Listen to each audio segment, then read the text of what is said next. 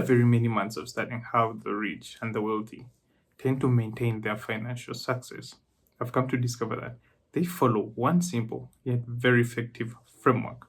And in this video, I'll be breaking down what this framework is and how you too can use it to maintain and get to change your financial future. Stick around to the end because this might be the turning point that you've been waiting for. So let's get right into the video. Now, before we get into the core of the whole framework, we really need to understand the very basic pillars that make up this framework, or call it the components that make up this framework. One, it has to be being the best at what you do. Two, it has to be being someone of high demand. And three, you've got to be someone who is irreplaceable. So, knowing these three basic pillars, then you will head into applying this kind of framework for your own business in the right way. So let's go ahead and take a deep dive in each of the following pillars. The first pillar is being the best. So in all that you do, given your business or given your philosophy or whatever you're dealing in, be it in products, be it in information, be it teaching, be it service provision, all you have to do is strive to become the best at what you do. Be among the top 10% guys in the area you're in. And trust me, when you achieve this, you've already achieved the first pillar of the framework.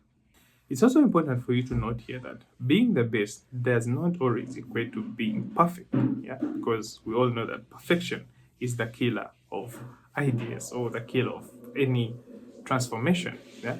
So your goal isn't to just be perfect. Your goal is to just position yourself and stand out from the crowd and the competition. Yeah, just so that you be in the league of your own. So heading on to pillar two, that is being someone of high demand. Yeah, for any business or even the product itself or even the services that you get to provide in themselves, you've got to be, or there has to be, high demand. And with any high demand, it will always equate to people wanting or needing so much people wanting or needing so much of what you get to produce. If it is a business, people will be yearning for your business. People will be dying and doing whatever it takes so that they get to have access to what you get to produce. If it is a product, it's the same procedure. People will always want, people will always need the service, the product that you get to, produce at high volumes. And just a word of caution.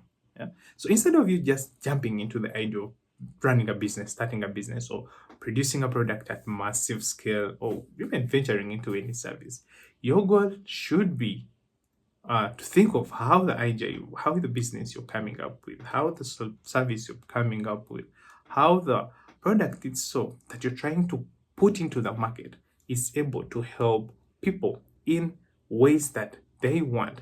In other words, how is your service, how is your business, how is your product being in position to solve real people problems? And when you get to crack that code of how to solve people's problem with your product, with your business, with your service, then you position yourself as someone or as a business that is highly demanded by the people because they get to solve their problems through acquiring your service, through dealing with you in business, through using your products. Yeah. So heading on to pillar three. Pillar three is being irreplaceable. It's your role as an entrepreneur, it's your role as a business owner, it is your role as a freelancer to position yourself in a way that even if there is a cheaper alternative on the market, people will always come at you. Yeah, because why? You tick off the first pillar, which is being the best at what you do. Two, you tick off the second pillar, which is being someone of high demand. And then all you have to do is make sure that you get to tick the third pillar, which is being irreplaceable. Yeah. So someone who is irreplaceable is the person, whether regardless of cheaper options in the market, people will always come to you as their first option. The best way I know of that can help you or make you someone who is really irreplaceable is being able to do these three things. A unique skill that you can only do better. Two, it can be an exceptional customer service in terms of dealing with clients. It can be the deeper connections that you get to have with your clients. Yeah. So anything that has to do with dealing with clients, be exceptionally good at it. And that way, clients will become more loyal.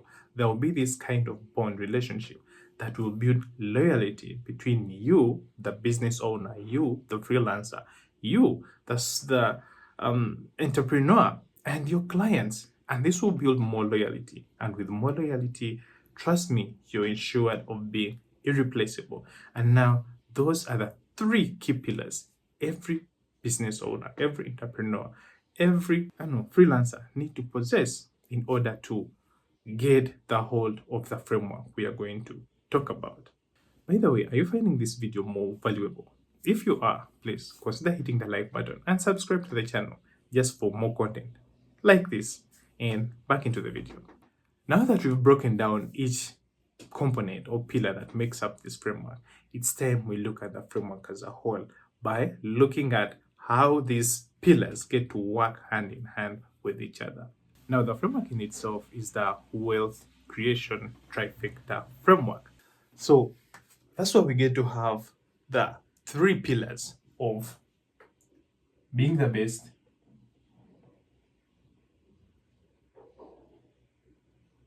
being irreplaceable, and being of high demand get to work hand in hand. So this is how it works, the wealth trifecta. A, if you are the best, it will work in that conjunction. Yeah? So if you're the best at what you do, it is more direct that people will be highly demanding for whatever you get to produce. Yeah. Say if you're the best at the skill that you get to provide, if you're the best at dealing with decor, if you're the best at cooking food, if you're the best at designing tents, if you're the best at Excel product, Excel building, Excel skills, and no one gets to replicate what you can do, that means you're going to be someone who is highly demandable. Yeah. So from being the best, people are going to demand for your work.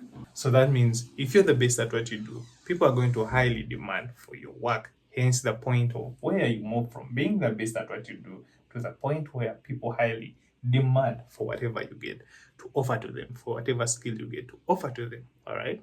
And at the same time, for the cases where people are highly demanding of the skills that you get to offer, yeah, because you're the best at what you do, and it's very hard to find other people to do exactly what you get to do.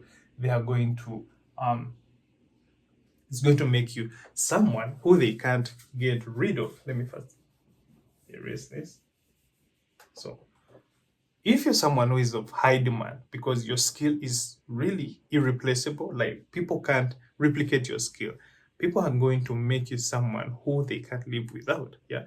Who they can't replace. Why? Because no one else got to do whatever you get to do at its best. Yeah. So that means you're going to move from being the best at what you do, like the skill you get to offer, then people will highly demand for whatever you get to offer. And if your demand is high, because you're the best at what you do, then it means that you are going to become irreplaceable. Yeah. And now, from the point where you become irreplaceable, that means people are going to find it hard to replace you with some other person. Why? Because of this. You are the best at what you do. So this is how the pillar runs. Yeah. This is point A, point B, point C. So the pillar runs in this kind of way.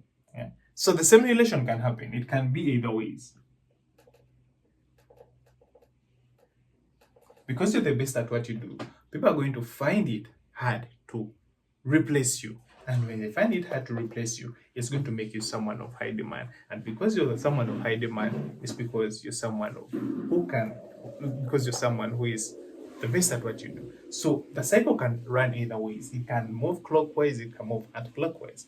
In brief, that is called the wealth creation trifecta. So, through the course of trying so much research and trying to understand how these successful and the wealthy guys get to maintain their success or financial success, that's what I came to find. Yeah. So if you could only focus on three components, then you'll have mastered the wealth creation trifecta. Be the best at what you do. Be someone who is irreplaceable and be someone of high demand. Yeah. And now that we've reached at the end of this video, I want you to let me know in the comment section at which stage of the wealth creation trifecta are you at? Are you the best at what you do at the current state? Are you someone who is highly demanded? Or are you someone who is replaceable? Or have you managed to tick up all the pillars of the wealth creation trifecta? Let me know in the comments. While at it, don't forget to hit the like button and subscribe to the channel for more videos like this.